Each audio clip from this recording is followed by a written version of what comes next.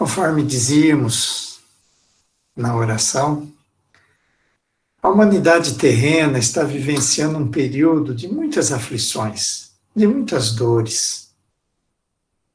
De repente, parece que tudo virou um caos, que o mundo está de perna para o ar, conforme se diz. Uma enorme quantidade de mortes em tão pouco tempo, uma experiência nova para nós. Calamidade econômica, descontroles governamentais, fraudes por todos os cantos, disputas políticas em meio a uma pandemia que assusta a todos. Em certos momentos, parece que não encontraremos solução para esse cenário. Muitos desanimam e alguns chegam ao desespero, o que é muito perigoso. Mas no sufoco acabamos lembrando que há alguém que pode nos ajudar. Recordamos então que temos um mestre a seguir.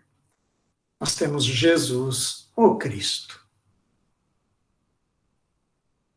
E aí pensamos, frente a todo esse sofrimento, se consultássemos Jesus, nosso mestre e guia, a respeito do que estamos passando, o que será que ele nos responderia?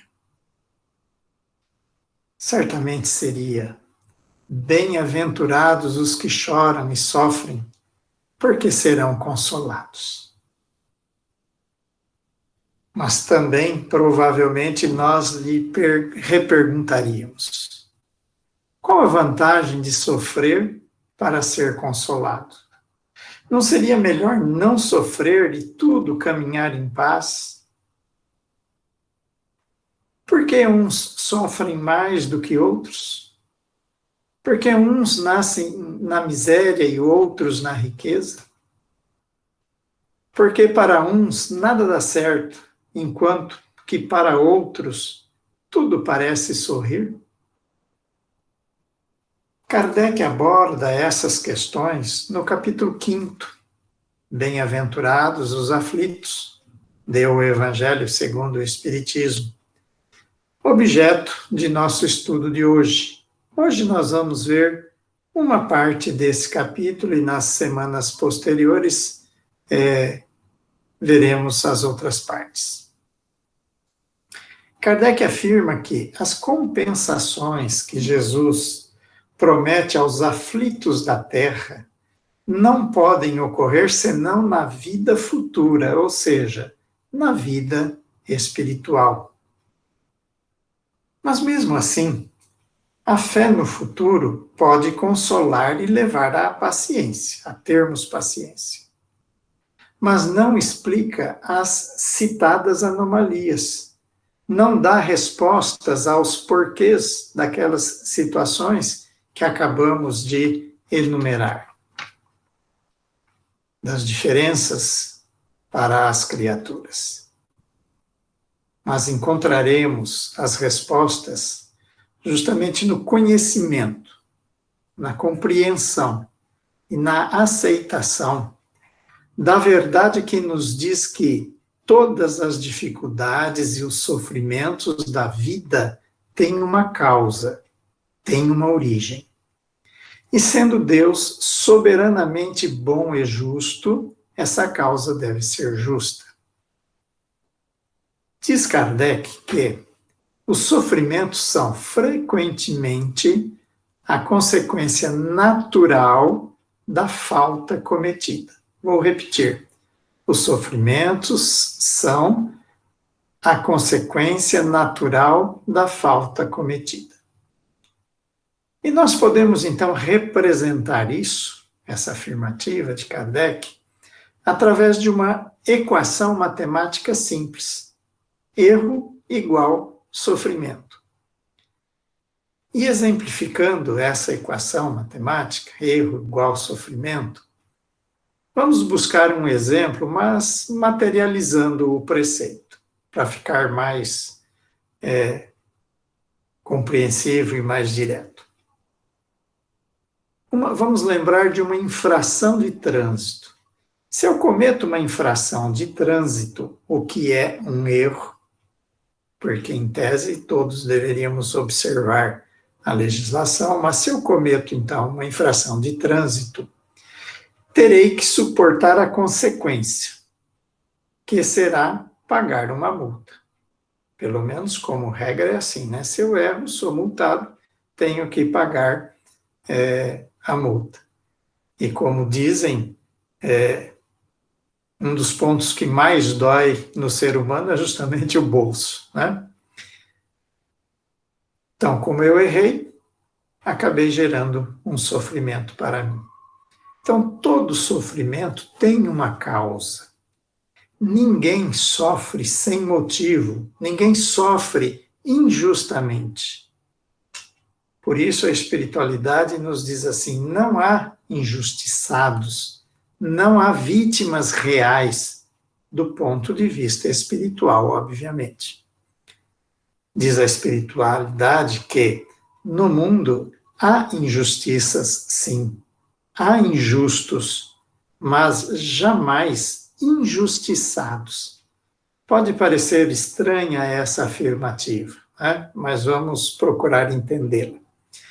Por que isso? Porque não há injustiçados. Porque Deus é justo e não deixaria alguém pagar por aquilo que não deve. Né? Porque se Deus deixasse alguém pagar por um débito que ele não tem, por algo que ele não deve, Deus seria injusto. E nós não podemos imaginar um Deus injusto. Se está sendo cobrado, se a criatura está sendo cobrada, se está sofrendo, é porque tem um débito a saldar. Isso sem sombra de dúvida. Essa é uma verdade que nós não podemos duvidar. Primeiro, da justiça, da bondade de Deus, mas também que, se estivermos sofrendo, a rigor, é porque temos um débito a saldar. Tem uma causa que gerou esse sofrimento, né? Causa e efeito. Se estou sofrendo o efeito, é porque necessariamente há uma causa. Mas para a gente compreender esse mecanismo, precisamos considerar nossas diversas reencarnações para abranger o todo. Em cada reencarnação, visualizamos apenas uma pequena parte da vida do espírito.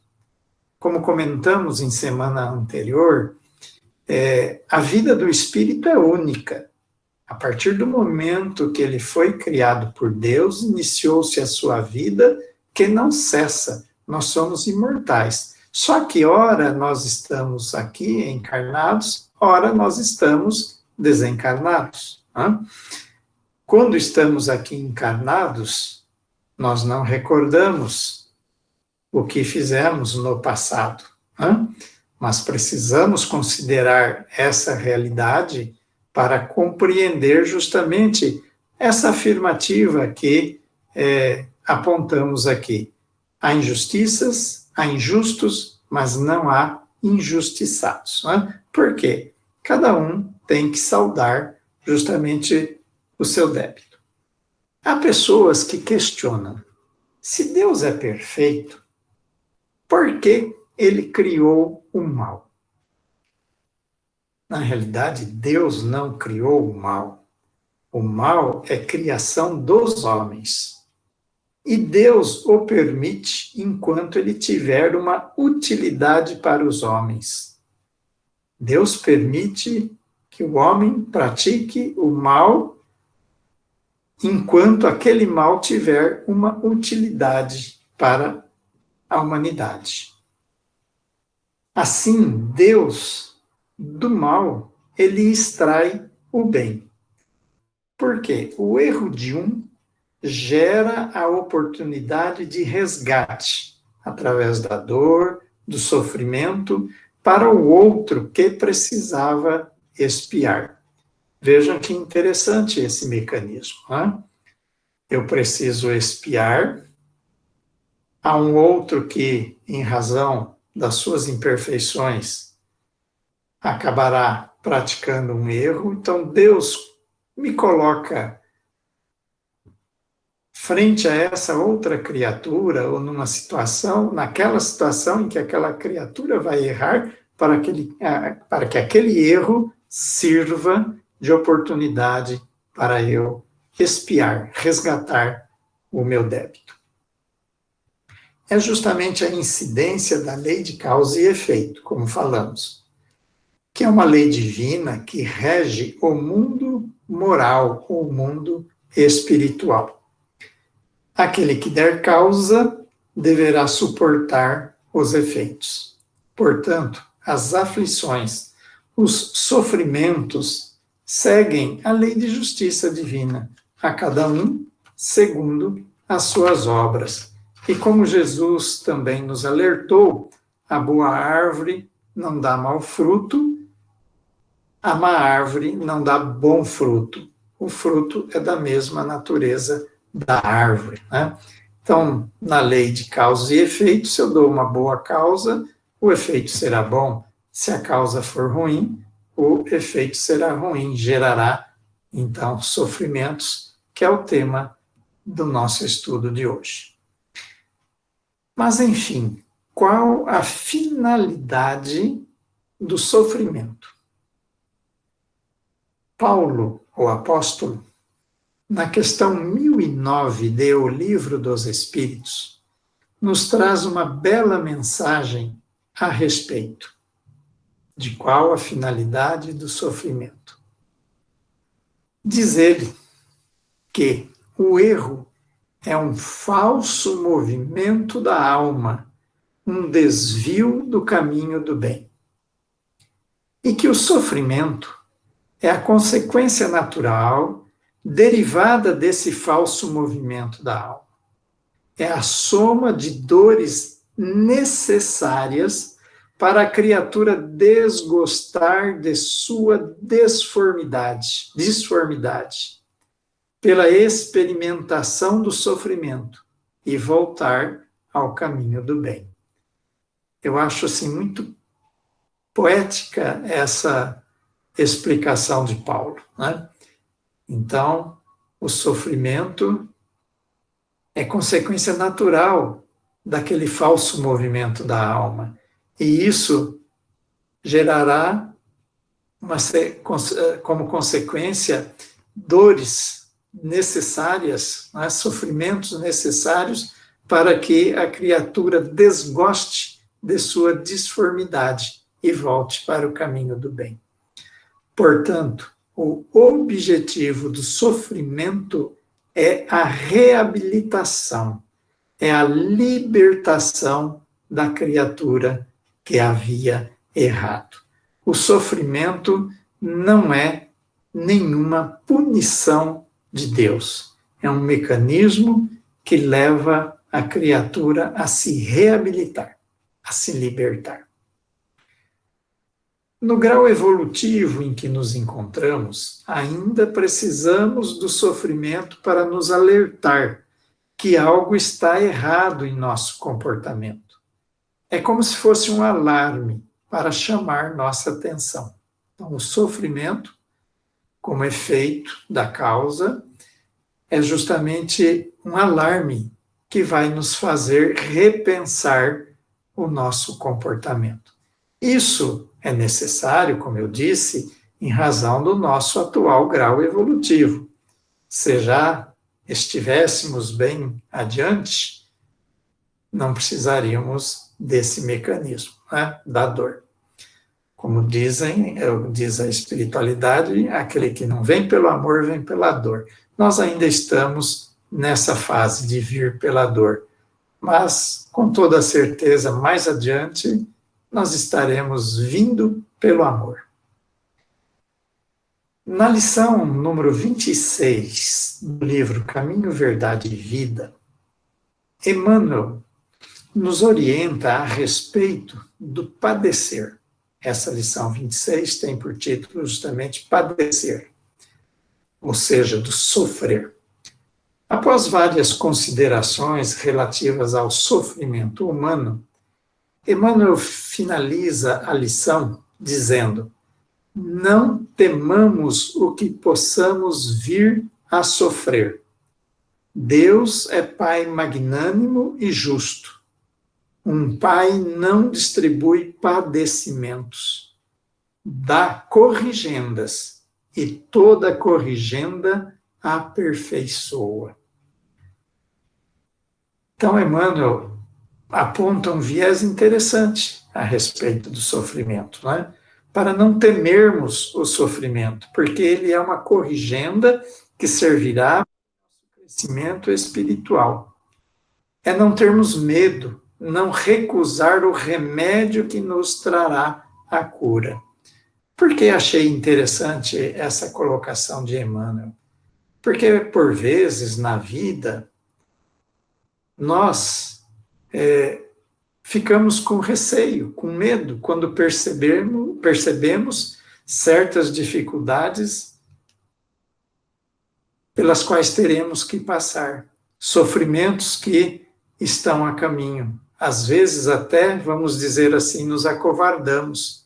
Então, não precisamos temer o sofrimento. Aqui, é óbvio, cabe uma distinção. Quando Emmanuel diz não temamos o que possamos vir a sofrer, não não nos preocuparmos com essa lei de causa e efeito, mas não temermos aquilo que tivermos que passar para nos corrigirmos. No capítulo em estudo, né, que estamos vendo, o capítulo 5º do Evangelho segundo o Espiritismo, Kardec aponta que as vicissitudes, ou seja, as adversidades, os sofrimentos da vida, têm duas fontes bem diferentes. Umas têm sua causa na vida presente, outras fora dela. E que, se remontarmos à fonte dos males terrestres, se reconhecerá que muitos são a consequência natural do caráter e da conduta daqueles que os suportam.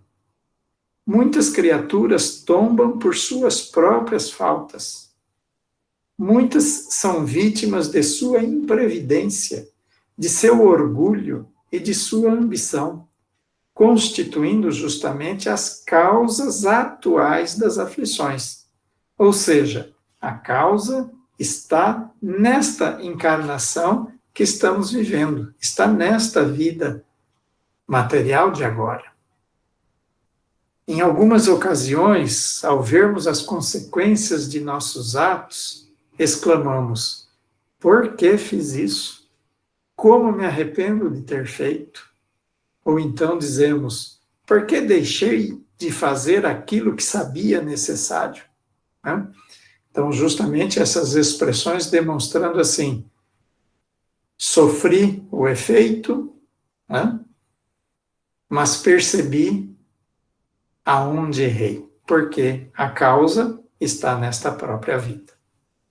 Como causas atuais, provocadas, portanto, na vida presente, podemos ilustrar com as seguintes situações.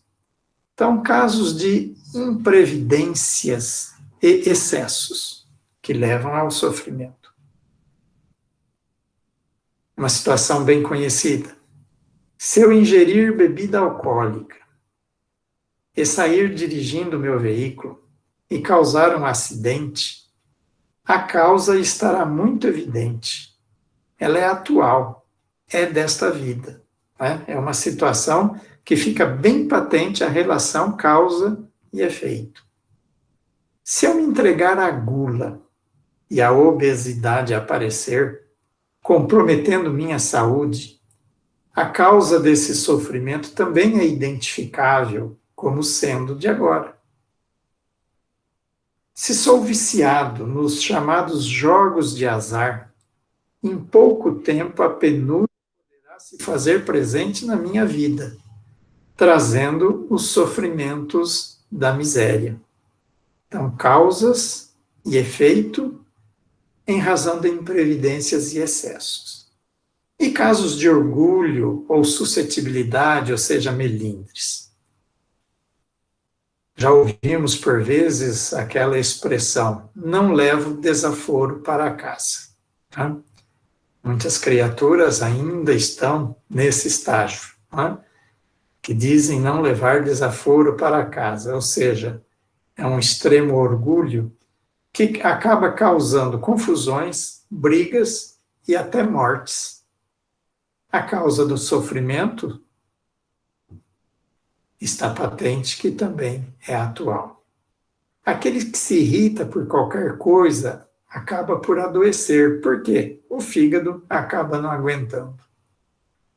Crises de ciúmes ou de inveja abalam nossa saúde física, mental e espiritual, gerando sofrimentos atrozes. Casos de ambição, de avareza e de vaidade. Contrair dívidas desnecessárias por ambição, querer ter cada vez mais, sem às vezes poder dar um passo daquele tamanho. Ou, o que é pior, para ostentações, para se mostrar à sociedade. Depois vem a cobrança do débito, não está em condições de pagar, pagar acaba se enrolando. Quantas grandes fortunas a gente vê que descambam para essa situação. Comprar bilhete premiado ou cair em fraudes do comércio eletrônico. Infelizmente, bilhete premiado ainda continua sendo vendido e tem pessoas que compram. E hoje, com o comércio eletrônico tão em moda, né, tão utilizado, também acaba se aproveitando, os malandros acabam se aproveitando da avareza de certas pessoas. Né? É o que a gente tem visto no meu trabalho na área da advocacia, já vi vários casos assim, clientes nossos tiveram problemas da espécie. A pessoa quer comprar um carro, vai aqui na agência, vê que o preço dele é 120 mil reais. Vai na internet e encontra alguém oferecendo por 80. Óbvio que é impossível uma situação dessa, mas a pessoa não se dá conta que aquilo está na cara que é uma fraude, mas acaba fazendo depósitos, mandando dinheiro para a conta que ele nem conhece e adeus carro. Né? E depois, às vezes ainda, e é esses casos que a gente teve alguma experiência, acaba processando a concessionária onde ele foi ver, que às vezes o malandro acaba se utilizando o nome de algumas concessionárias da cidade. Como vaidade. A realização de cirurgias plásticas por mera estética, por mera vaidade, que acabam causando desformidades na pessoa e até a morte. Né? Casos de ignorância. Há pessoas que não gostam de estudar, de aprender, de ler. São os chamados analfabetos funcionais. Sofrem pela ignorância e ficam reféns de oportunistas. Um exemplo que eu sempre cito, porque é muito recorrente, é a questão, o caso de frentistas em postos de gasolina, né, postos de combustíveis, que ficam oferecendo produtos inadequados. A pessoa chega lá para abastecer, só quer isso, simplesmente abastecer. E às vezes acaba saindo comprando aditivo para o combustível, acaba comprando complemento de óleo de motor, complemento de fluido de freio e mais uma série de coisas, sem necessitar. Mas por quê? Por falta de um mínimo de conhecimento. Né? Aquelas pessoas que se automedicam, né? Ou então aquelas que se recusam a se medicar. Né? Ou então, hoje, no momento, com a pandemia, o que nós estamos vendo aí, a questão de não se vacinar, justamente achando que se tomar a vacina vai virar jacaré. Né? Acredita em qualquer fake news, ou seja, notícias falsas, e depois reclamam das consequências, do sofrimento que advém justamente em razão da sua ignorância. Como dissemos, esses sofrimentos de causas atuais, eles são evitáveis, ou seja, se a causa está nesta vida, nós temos condições de modificar isso. Mas justamente para evitá-los, o que nós precisamos? Tomar os cuidados adequados, mudar nossos procedimentos, nos esforçando para progredir, fazendo nossa transformação moral, espiritual, buscando conhecimentos e desenvolvimento da virtude. Né? Lembremos daquela conclamação, daquela recomendação do Espírito de Verdade, que está no capítulo 6, no item 5, do Evangelho segundo o Espiritismo. Espíritas, amai-vos, eis o primeiro ensinamento. Instruí-vos, eis o segundo. A outra fonte de aflições são as causas anteriores. Há sofrimentos aparentemente inexplicáveis e que parecem imerecidos. As doenças, as deformidades físicas, epidemias, pandemias, terremotos, enchentes, as chamadas balas perdidas, principalmente no Rio de Janeiro, cuja causa não encontramos nesta vida. Quando, principalmente, uma criança, né, é atingida por uma chamada bala perdida no Rio de Janeiro ou em São Paulo, que são duas grandes capitais onde isso ocorre com uma certa frequência, a gente fica se perguntando por quê, né? Por que ocorreu isso? Aquela criança, uma inocente, né? Se a causa, a falta, não está nesta vida, só pode estar em vida anterior. Por quê? A causa necessariamente vem antes do efeito. E justamente esse raciocínio lógico é uma das provas da reencarnação. Eu estou sofrendo o efeito, a consequência nesta vida, mas a causa não está nesta vida. Ora, então ela tem que estar num período anterior, numa vida anterior. Né? Não posso sofrer por algo que eu não tenha feito, que eu não tenha dado causa. Questão de justiça. Então, esses sofrimentos só podem ser decorrentes do mal praticado em vidas passadas. Mas nem todo sofrimento é indicativo de falta cometida. Porque, conforme já aprendemos, a Terra é um planeta de expiações e de provas. Mas qual a diferença entre elas, entre expiação e provação? Expiação é o sofrimento decorrente de falta cometida, que é o que vínhamos falando. E é justamente o início da reparação do erro cometido. O processo é arrependimento, expiação e reparação. São as fases do processo de quitação perante Deus. Isso está no livro O Céu e o Inferno, no capítulo 7º da primeira parte desse livro, O Céu e o Inferno. E as provas? As provas são dificuldades solicitadas, dificuldades, desafios solicitados que funcionam como teste para a evolução do espírito.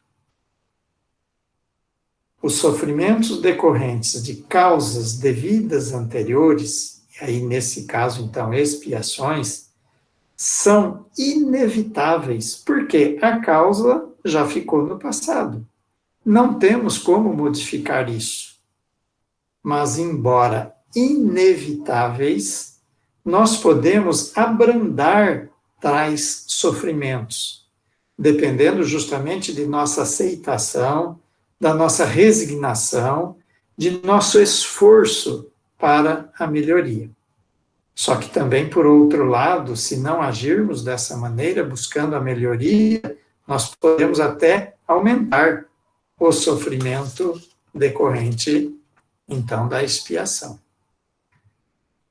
No livro O Consolador, na questão 246, é perguntado qual a diferença entre provação e expiação.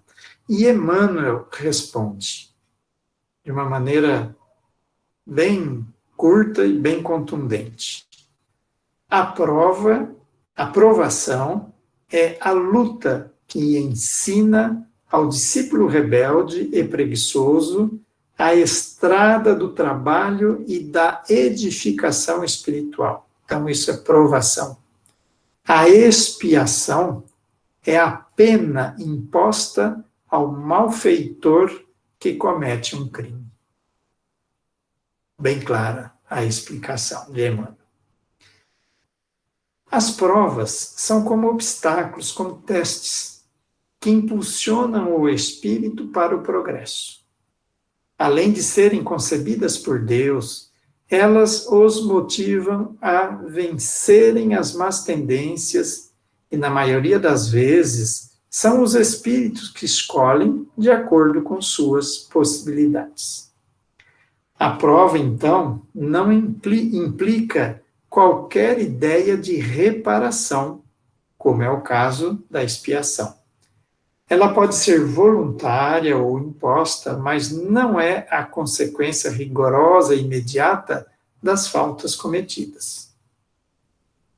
A prova é um meio de constatar o estado de uma coisa, para conhecer se é de boa qualidade. Assim, por exemplo, submete-se a uma prova uma corda, uma ponte, uma ferramenta, não por causa do seu estado anterior, mas para certificar-se de que estão adequadas ao serviço a que se destinam.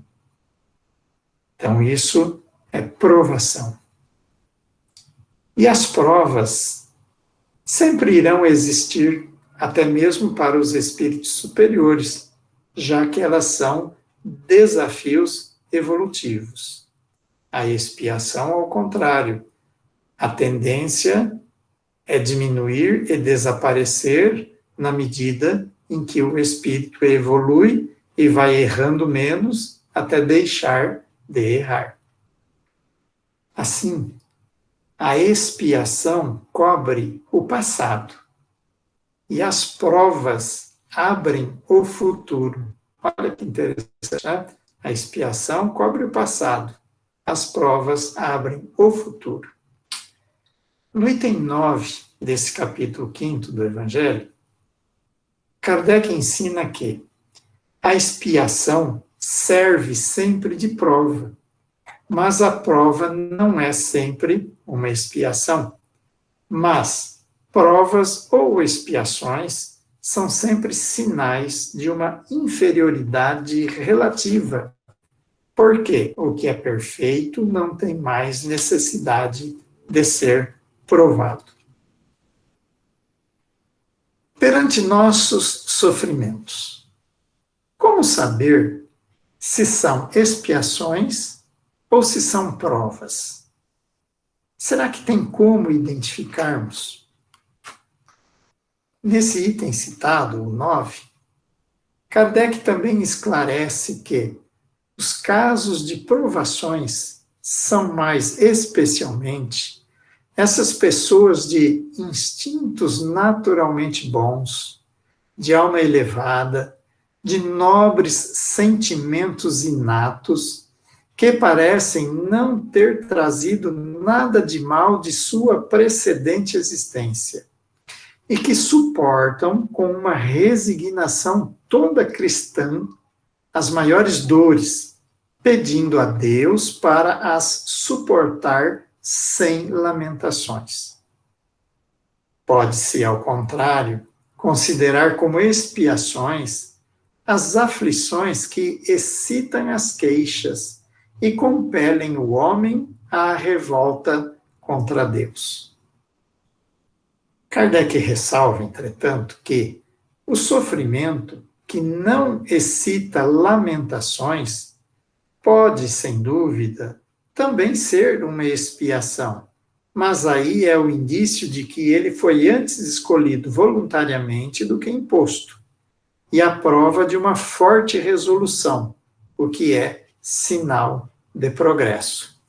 Então não podemos, frente a um sofrimento, já de plano achar que aquilo é uma expiação. Às vezes pode até ser, mas há criaturas que, mesmo sendo expiação, suportam com resignação e bem aproveitam a ocasião. Eu, particularmente, penso que não tem utilidade sabermos se nosso sofrimento é expiação ou é prova. O importante é sabermos que ambas representam oportunidade de aprendizado e evolução para nós. E assim devemos bem aproveitá-las.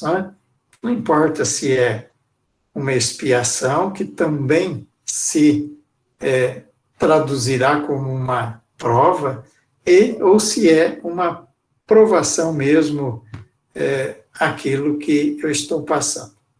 Devo bem aproveitar a ocasião, me esforçar para crescer. No livro Contos e Apólogos, na lição número 9, com o título O Caçador Providencial, Irmão X, que ditou esse livro, através da psicografia de Chico Xavier, e sabemos que Irmão X, na realidade, é o espírito Humberto de Campos, que depois que a família processou o Chico, querendo os direitos autorais das obras, ele então, para não causar problema para o Chico, passou a assinar Irmão X. É essa a informação que a espiritualidade dá. Então, o Irmão X relata nessa lição, O Caçador Providencial, relata uma história muito instrutiva a respeito justamente de sofrimento. Diz que um orientador hindu contou que o anjo da libertação desceu do paraíso a este mundo, pousando num cômoro verdejante à reduzida distância do mar. Aproximaram-se dele um melro, um abutre, uma tartaruga e uma borboleta. Reconhecendo que essa era a assembleia de que podia dispor para a revelação que trazia, o iluminado peregrino começou ali mesmo a exalar as virtudes do alto, convidando-os à vida superior. Com frases convincentes, esclareceu que o melro, guindando aos cimos de luz, transformar-se-ia num pombo-alvo, que o abutre seria metamorfoseado numa ave celestial, que a tartaruga receberia nova forma, suave e leve, em que lhe seria possível planar na imensidão azul, e que a borboleta converter-se-ia em estrela luminescente. Os ouvintes assinalaram as promessas com emoção.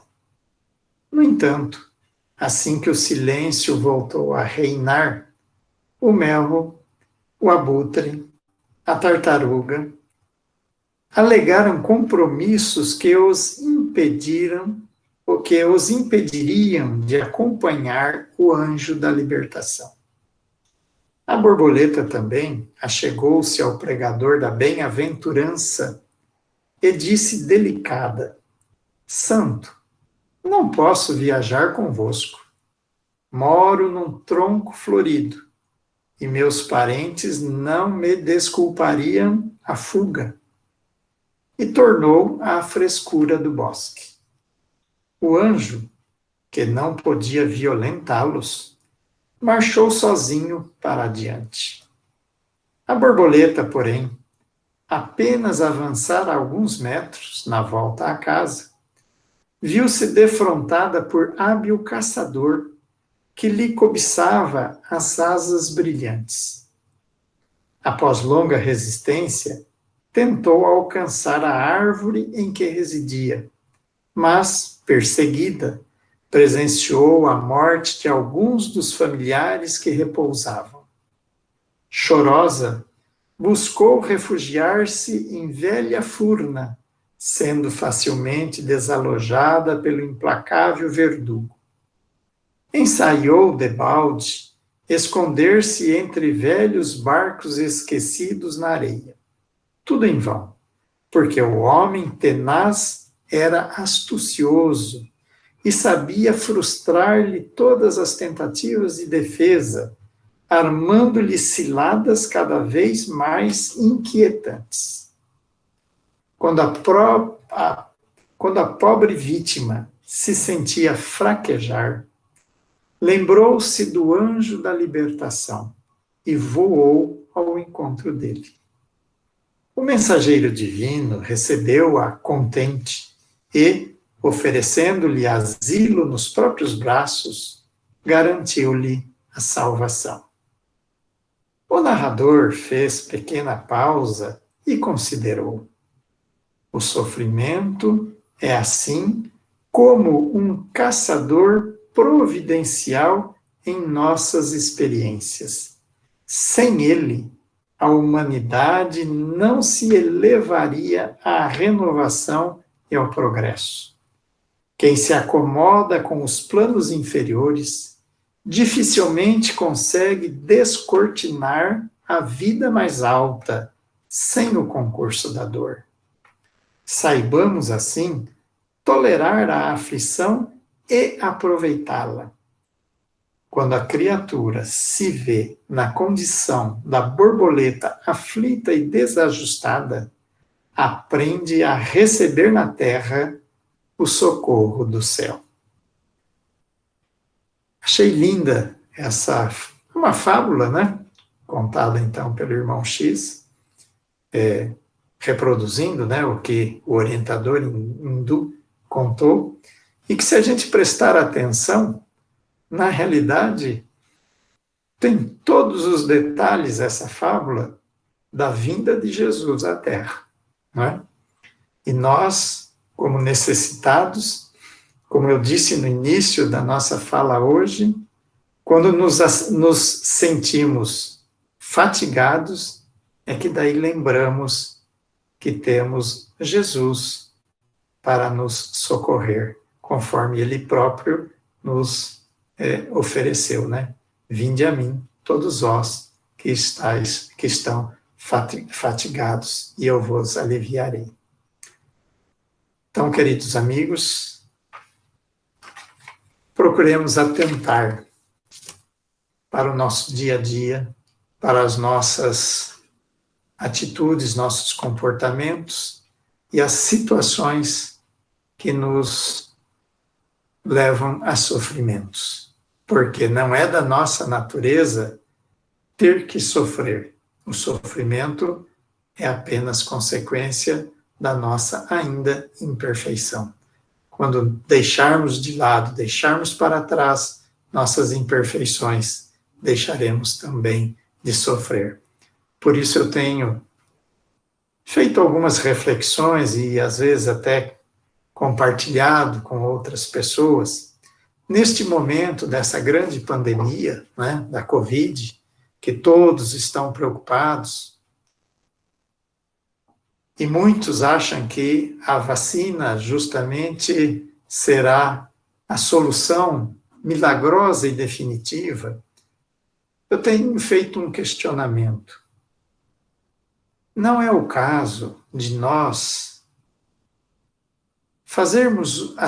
nos fazermos a seguinte pergunta: qual é o propósito de Deus com essa pandemia? Porque é óbvio que se ela está aí é porque Deus permitiu, como vimos na lição de hoje, né? Do mal Deus extrai o bem. e nada acontece sem a permissão do Senhor da vida. Então, qual será o propósito de Deus com essa pandemia? Será que com uma mera vacina nós vamos voltar justamente àquilo que chamamos do normal, aquela situação que tínhamos antes? É uma pergunta para cada um de nós se fazer. Não é? Qual o propósito de Deus com essa pandemia? Justamente essa pergunta está inserida nessa lição que estudamos hoje. Né?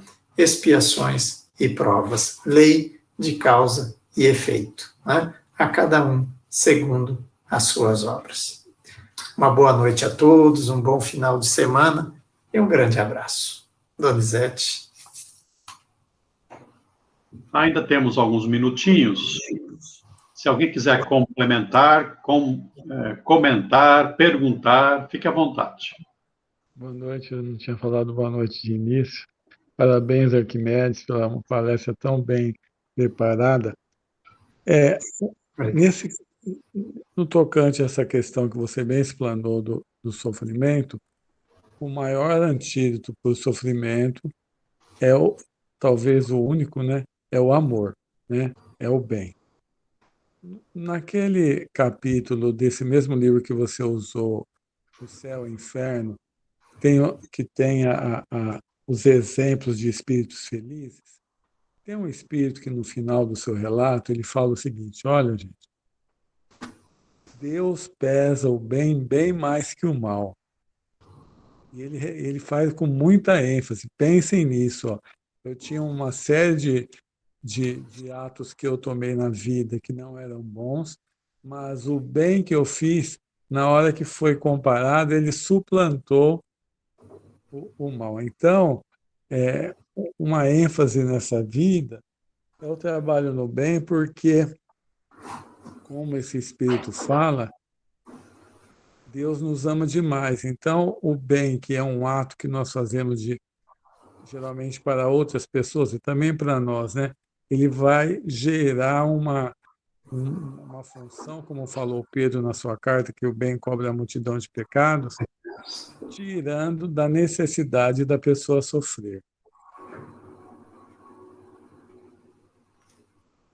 Sim, justamente na medida em que a gente evolui, se aperfeiçoa, nós vamos errando menos e fazendo mais bem, né? Produzindo mais bem.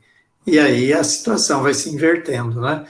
Eu costumo lembrar que justamente naquela classificação que Kardec dá dos mundos, lá no capítulo que já estudamos do Evangelho, né, em 5 categorias, os mundos, nós não chegamos ainda nem no meio, né? Neste milênio é que nós vamos passar, a Terra vai passar para mundo de regeneração, então estaremos atingindo a metade do percurso evolutivo, né, de acordo com a classificação. Isso apenas, lembrando isso apenas para, assim, nos trazer à memória o nosso grau de imperfeição ainda, né? Por isso que nós temos ainda muito sofrimento na Terra, porque erramos bastante ainda, né? Temos imperfeição. Mas, como você disse, na medida que fizermos o bem, ele se contraporá aos nossos erros e, obviamente, tem um peso bastante grande, né? Fazer o bem. De fato, o que vocês disseram está muito bem colocado, lembrando também que a misericórdia, ela caminha na frente da justiça. Ou seja, quando nós cometemos um engano, primeiro vem a misericórdia, acolhe, né, que nem o pai recebendo lá o filho pródigo, propõe o bem, como o Edson falou, né? Você matou aqui, você pode ser um médico, um enfermeiro para salvar vidas. Então, eu não preciso expiar as minhas faltas pagando na mesma moeda. Não é lei de talião. Primeiro, misericórdia. Embora o livro dos Espíritos fale que a lei de Deus é a lei de talião, é no sentido de que quando eu faço o mal, eu já registro um resgate na mesma intensidade. Só que aí a misericórdia vai na frente. Ó, você fez isso. Pela lei, o resgate é esse, mas você pode pagar, resgatar, reajustar, fazendo bem. É o que existe hoje na lei penal, se chama de remissão da pena. A cada tantos dias trabalhados, você diminui um da sua pena. Então, nós aqui, se trabalharmos bastante, a gente talvez não precise passar pelo sofrimento que a gente impôs aos outros. Você pode, como dissemos, você pode abrandar ou você pode até piorar a sua situação, vai depender de você, né? Claro. Daí justamente a importância do conhecimento, né? E eu acho muito interessante, até hoje estava na físio, estava conversando lá com o fisioterapeuta, que eu tinha falado isso numa outra semana, e hoje ele quis voltar ao assunto para deixar assim bem assentado. Que eu disse para ele que o processo da nossa evolução justamente passa pelas seguintes fases. Primeiro conhecer, depois compreender, depois aceitar, porque daí você se modifica, né?